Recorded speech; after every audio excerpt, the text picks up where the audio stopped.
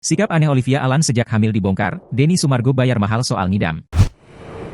Sikap aneh Olivia Alan usai berbadan dua, Denny Sumargo berani bayar mahal. Pasangan Denny Sumargo dan Olivia Alan tengah berbahagia. Mereka tengah menantikan kehadiran anak pertamanya. Ya, Olivia Alan kini berbadan dua usai sempat 3 kali keguguran. Mengajak sang istri ke podcast YouTube-nya sendiri, Denny awalnya mengungkap soal kondisi kehamilan sang istri. Pada kehamilan yang keempatnya ini, Olivia akhirnya bisa melewati trimester pertama. Untuk diketahui, kehamilan Olivia kini sudah memasuki usia hampir 6 bulan. Denny pun mengungkapkan alasan baru berani bercerita pada publik. Menurutnya sekarang merupakan waktu yang tepat untuk publik mengetahui. Pasalnya masa krusial 3 bulan awal kehamilan Olivia sudah terlewati. Kenapa aku nggak mau ngomong? Lebih baik Olive yang ngomong sendiri, jelas Denny, dikutip dari YouTube Intense Investigasi, Rabu, 20 Maret 2024. Kemarin, baru cerita, kita lihat waktunya tepat karena udah lewat 3 bulan. Karena kita selalu gagal di 3 bulan awal, lanjutnya. Meski usia kehamilan Olivia 3 bulan awal sudah terlewati, Denny tetap merasa khawatir.